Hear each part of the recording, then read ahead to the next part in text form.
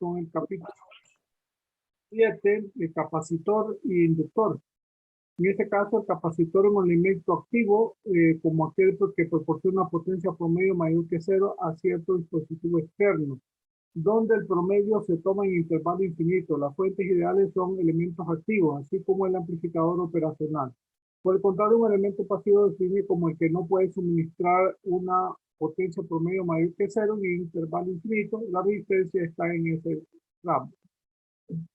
A continuación, presentamos un nuevo elemento, circuito pasivo. El capacitor se define como la capacitancia por medio de la relación de corriente-tensión y igual a capacitancia de B a C de B en dt, donde B y satisface la convención de un elemento pasivo. Debemos tener presente que B y I son elementos y funciones del tiempo. Así es necesario subrayar que podemos escribir como B de T o I de T. Con base en la ecuación determinamos la unidad de capacitancia como un amper segundo por voltio o un coulomb por voltio. Luego definimos un faradio como un coulomb por voltio y utilizamos como unidad de la capacitancia. Este es el símbolo de la capacitancia. Aquí está la corriente, el voltaje y la ecuación I igual a capacitancia de B de T, la derivada del voltaje con respecto al tiempo. El capacitor ideal definido por la ocasión solo es un modelo matemático de un dispositivo real. Un capacitor se compone de dos superficies conductoras sobre las que se puede almacenar una carga y están separadas por una delgada capa aislante que tiene una resistencia muy grande. Suponemos que la resistencia es lo suficientemente grande como para que se pueda considerar infinita. Entonces nunca podrá recombinarse cargas iguales y opuestas situadas sobre las placas del capacitor, o a menos no se hará mediante ninguna trayectoria dentro del elemento. Una tensión constante en un capacitor produce una corriente cero que pasa a través de él. Por ello, un capacitor es un circuito abierto para la corriente directa. Este hecho se representa en forma gráfica mediante el símbolo de capacitor. También resulta posible que un salto de tensión repetitivo requiere una corriente infinita. En razón de lo anterior es físicamente inalcanzable. Es imposible que la tensión del capacitor cambie en el tiempo cero. Aquí tenemos, determina un ejemplo que determina la corriente que circula de un capacitor de 5 milifarados. Como respuesta a la tensión B. En ese caso sería la capacitancia 5 milifaradio multiplicado por dt sobre menos 20 sobre dt. Perdón, d en dt. Como la derivada de un número es cero, entonces obviamente va a ser un 0 amperios. En el otro caso tenemos 5 milifaradio y tenemos la derivada de 2 e a la menos 5t en dt. En este caso, esta función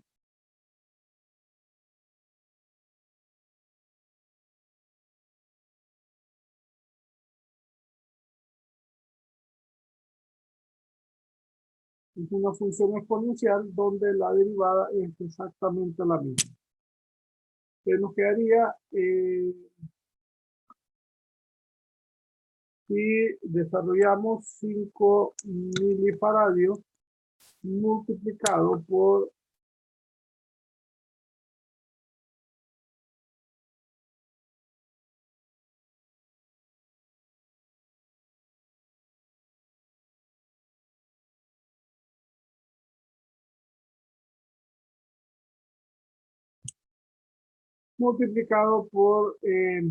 menos 10.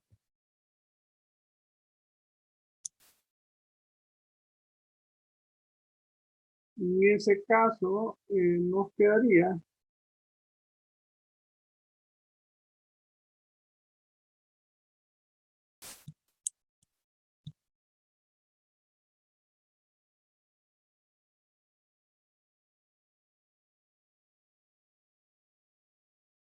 que eso sería igual entonces a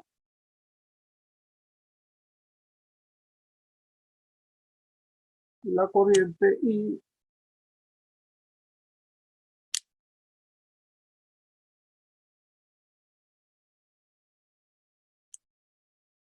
sería igual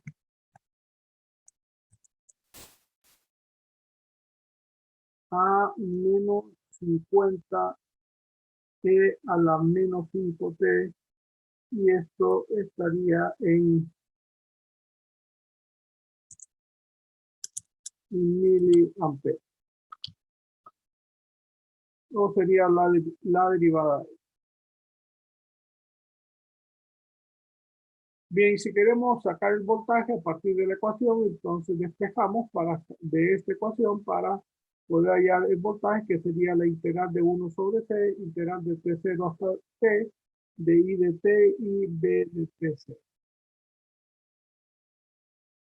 En el almacenamiento de energía para un capacitor, la potencia igual a B por I igual a C B de B en dt.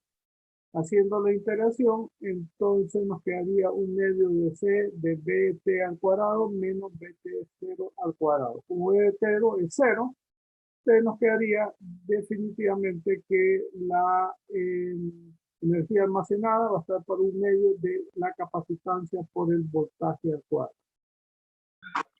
En ese caso, en este ejemplo, sería un medio multiplicado por la capacitancia, que sería 20 microfaradio. Acuérdense que micro es por 10 a la menos 6. Microfaradio por el voltaje, que está dado por 100 seno de 2 pi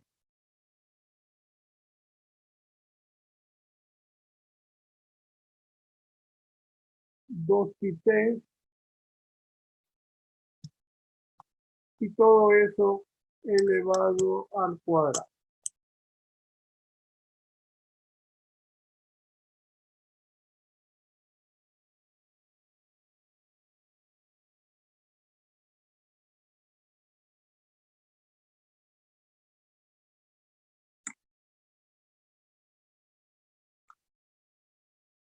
Bien, en ese caso, obviamente tenemos que tener cuidado para evaluar, pero eso lo hacemos de manera directa. Ese W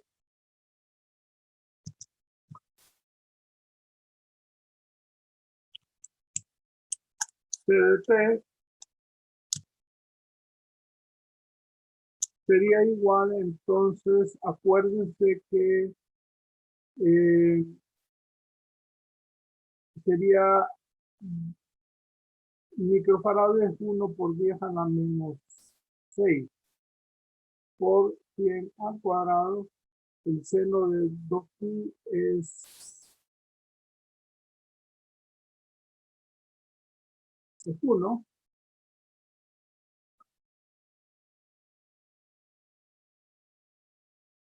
Perdón, el seno de 2pi no lo podemos evaluar, sino que son los valores numéricos. El pi no lo tocamos, y porque no tenemos la función del tiempo, de manera general esto va a ser 0.1. Entonces, seno de 2pi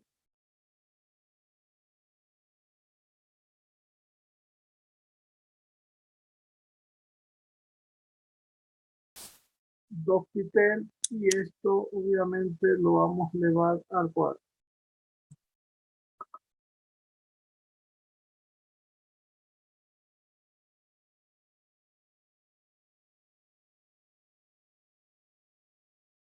Bien, teniendo eso, ya tenemos el ejercicio resuelto. Dice: características importantes del capacitor: no hay corriente a través de un capacitor si la tensión en él no cambia con el tiempo. Por tanto, un capacitor es un circuito abierto en corriente directa. Se almacena una cantidad infinita de energía. Un capacitor, incluso si la corriente que circula por él es cero, ¿Cómo sucede cuando la tensión entre las placas es constante? Es posible cambiar la tensión de un capacitor por una cantidad finita en el tiempo cero.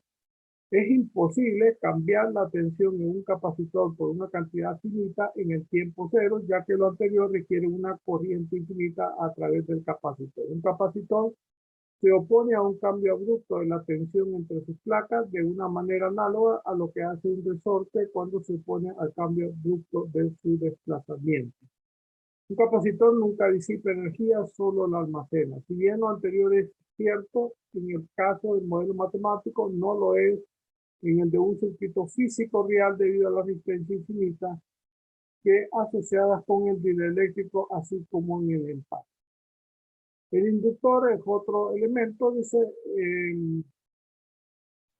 aquí es importante los principios de 1800, el científico Daniel Orte demostró que un conductor que lleva corriente produce un campo magnético y la aguja de una bruja resulta afectada por un alambre cuando por este circula corriente. El siguiente paso se dio cerca de 20 años después, cuando el inglés Marco Faraday y el inventor estadounidense Joseph Henry descubrieron casi de manera simultánea que un campo magnético variable podía inducir una tensión en un circuito cercano. Demostraron que la tensión era proporcional a la tasa de cambio en el tiempo de la corriente que producía el campo magnético. La constante de inductancia, o simbolizada como L, de proporcionalidad, lo que ahora llamamos inductancia, simbolizada como L, por lo que el voltaje igual a L de I en dt. Donde debemos reconocer que B y E son funciones del tiempo. En ese caso, el símbolo del inductor está acá abajo y obviamente el voltaje igual a L de I de T. La unidad en la que se mide la inductancia en Henry o Henry, la ecuación de definición muestra que el Henry es solo una expresión más breve de voltios segundos por ampere. El inductor cuya inductancia define mediante la ecuación B igual a L de I en dt es un modelo matemático constituye un elemento lineal que se puede utilizar para imitar el comportamiento de un dispositivo real. Se podría construir un inductor físico enrollando un alambre alrededor de un cilindro bobino. Este intervalo sirve para aumentar la corriente que provoca el campo magnético y en su caso incrementar también el número de circuitos vecinos en los cuales puede inducirse la tensión de Faraday. El resultado de este efecto doble es que la inductancia de una bobina es casi proporcional al cuadrado del número de vueltas completas que efectúa el conductor en las cuales está formado, de las cuales está formado. El inductor o bobina, que tiene una forma de hélice larga con un paso muy pequeño, tiene una inductancia igual a mu n2a sobre S, donde A es el área de la sección transversal, S es la longitud axial de la hélice, N es el número de vueltas completas del alambre y mu es una letra griega, es la constante del material dentro de la hélice llamada permeabilidad. En el espacio libre, esa permeabilidad es 4pi por 10 a la menos 7 henrios por metro. La ecuación, al analizar la ecuación B igual a L de T para determinar algunas de las características eléctricas del modelo matemático, la ecuación muestra que la tensión en un inductor resulta proporcional a la tasa de cambio en el tiempo de la corriente que circula a través de él. En particular, prueba que no hay tensión en un conductor que lleva una corriente constante sin que importe la magnitud de esa corriente, o sea, voltaje cero. En consecuencia, es posible considerar a un inductor como un cortocircuito en corriente eléctrica. Otro hecho que se deriva de la ecuación es que un cambio repentino o discontinuo de la corriente debe asociarse con una tensión infinita en el inductor. En otras palabras, si deseamos producir un cambio abrupto en una corriente neutral, tenemos que aplicar una tensión infinita. Aunque una función forzada de tensión infinita podría ser aceptable desde el punto de vista teórico, nunca puede ser parte del fenómeno exhibido por un dispositivo físico real. Como veremos, en breve, un cambio abrupto de la corriente del inductor requiere también una variación abrupta de la energía almacenada en este dispositivo. Y dicho cambio repentino de energía requiere una potencia infinita en ese instante. También es el caso de la potencia infinita, no es parte del mundo físico real. Para evitar la tensión infinita y una potencia infinita, no debe permitirse que la corriente del inductor salte de forma instantánea de un valor a otro. Ahí igual tenemos voltaje L y en dt. Si despeja, tenemos que la corriente es la íntegra 1 sobre L de la integral de T0 a T de B de T, etcétera, etcétera. De aquí a un ejemplo, se sabe que la tensión del inductor es 2 Henry, corresponde a 6 coseno de 3T. Determinar la corriente del inductor resultante si la corriente en menos pi medio es igual a 1. Se tiene entonces un medio de la integral de T0 a T de 6 coseno de 5T, integrando sería 6 quintos seno de 5T positivo menos un medio de 6 quintos seno de 5 de T0 más I de T0. Evaluando, obviamente en ese caso se pone la constante K, sería menos 0.6 seno de 5T0 más I de T0. Evaluando en menos pi medio, entonces la corriente sería igual a 1, 0.6 seno de menos 5 pi medio, como es negativo es menos 1, más K. Despejando, entonces el 0.6 pasa al otro lado de igualdad y K sería igual a 1.6. Formalizando la ecuación, tendría 0.6 seno de 5T más 1.6. El almacenamiento de energía, igual almacena energía igual que el capacitor, nada más de una manera distinta. El voltaje es la potencia igual a V por I, L I de I en dt, y la ecuación sería un medio de la inductancia por la corriente al cuadrado. En ese caso, si evaluamos, en esa ecuación sería entonces un medio por 3 henrios por la fuente de corriente, que sería seno de pi sexto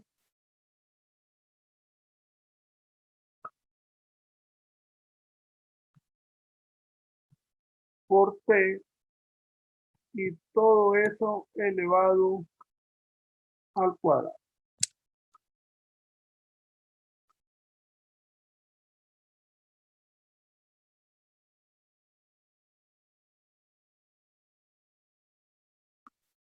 En ese caso, eso quedaría así, pero también podemos tener casos donde nosotros, para no dejarlo como el problema anterior, evaluamos un tiempo en tiempos que nos van a dar unas, como una onda senoidal, vamos a poner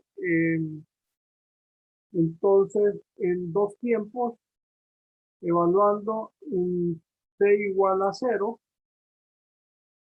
y para que el seno sea 1, ahí va a ser 0, y para que el seno sea 1 tendría que ser en t igual a 3, en este caso segundo. Entonces tendríamos en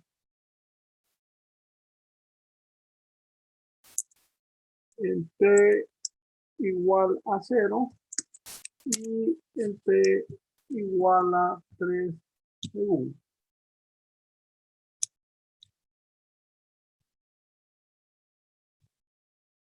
Entonces,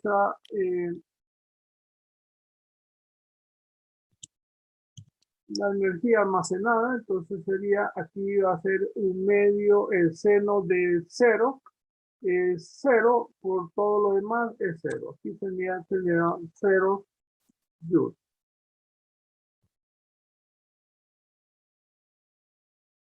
Y en el otro caso, obviamente no sería seno de 0, debido a que evaluado en 3 me quedaría en pi medio. Seno de pi medio es 1, entonces sería 12 al cuadrado por 3 entre 2.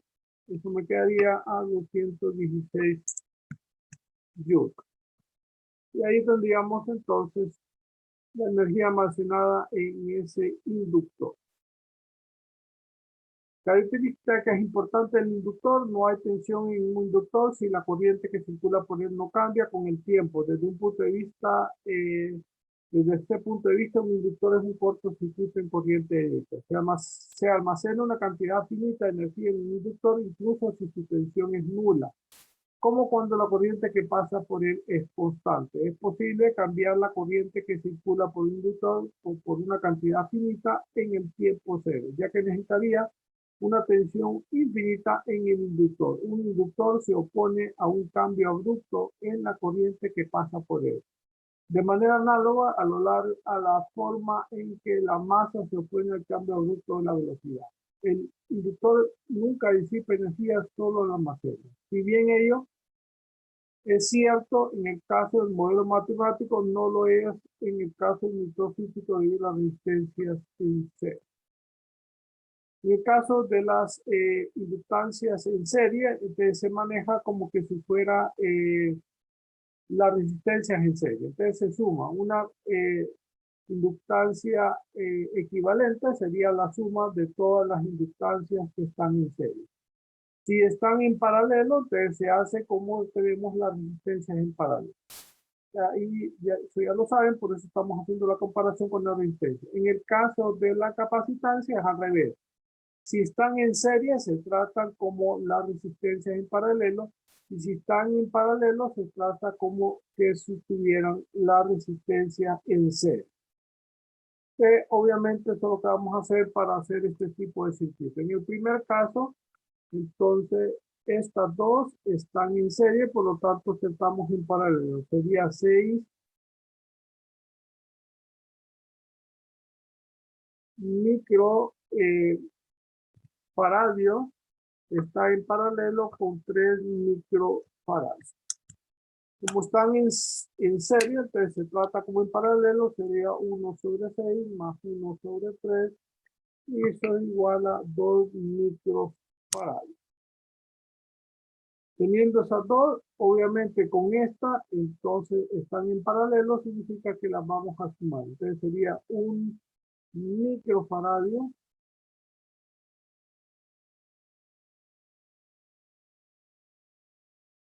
más 2 microfaradios. Eso me queda igual a 3 microfarads. Por lo tanto, en este caso, la capacitancia equivalente sería de 3 microfarads. De esto solo va a quedar una, como en esta posición, como que borráramos esto, y una capacitancia de 3 microfarads. Ya el circuito sería, estas dos estarían en serie.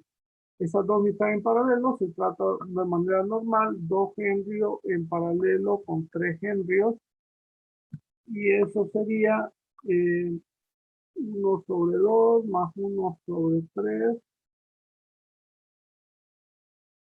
y eso me queda a 1.2 henrios. Teniendo esto, te queda esto en serie con una capacitancia y con esto. Como está en serie, puedo sumar entonces las inductancias. Entonces sería 0.8 henrios más 1.2 henrios, y esto me quedaría igual a 2 henrios. Por lo tanto, ahí ya tenemos el circuito equivalente de una capacitancia de 3 henrios, de 3 microfaradios, perdón, y una inductancia de 2 henrios. Pregunta, Julio. Bien, por último, tenemos este equivalente de capacitancia. Entonces, estos tres están en serie, por lo tanto, los tratamos como en paralelo. Sería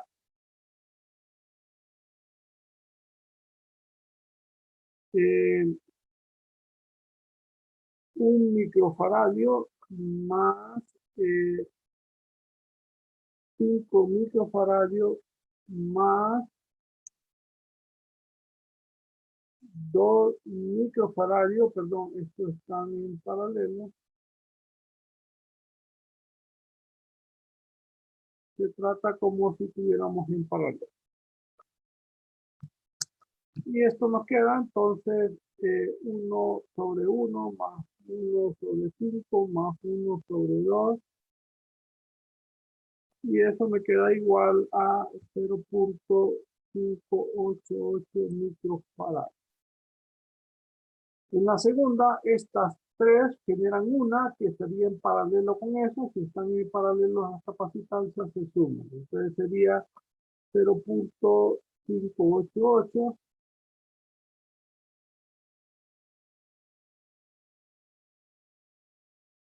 microfaradios más 12 microfaradios. Eso nos daría igual a 12.58 microfarads. De estos tenemos una sola, estas tres estarían en paralelo.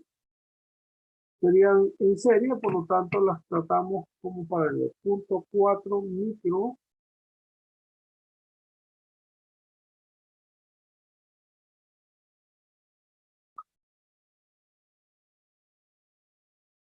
microfaradio en paralelo con 12.58 microfaradios y en paralelo con 0.8 microfaradios.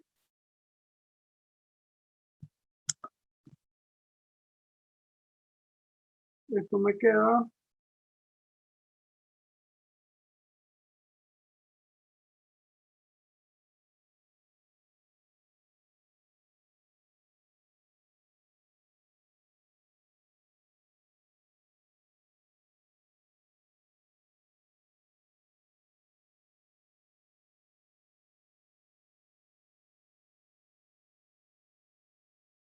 a 0.261 microfarads.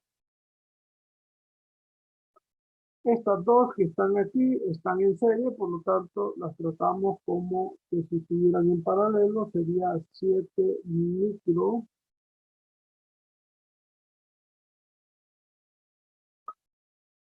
microfaradios en paralelo con 5 microfaradios. Y eso queda igual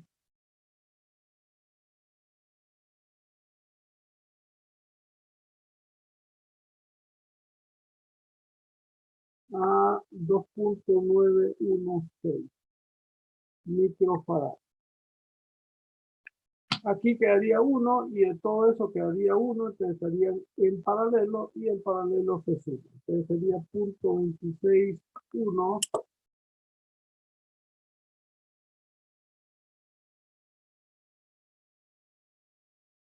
microfaradio más 2.916 microfaradio. Esto me quedaría igual entonces 0.261 más 2.216 me queda a 2.177 microfarads.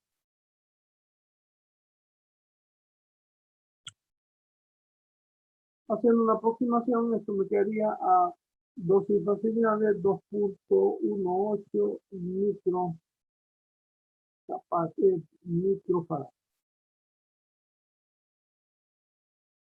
Y ahí tendríamos esa capacitancia equivalente. Preguntas. Preguntas, jóvenes. Si no tienen preguntas, entonces nos vemos el lunes. Y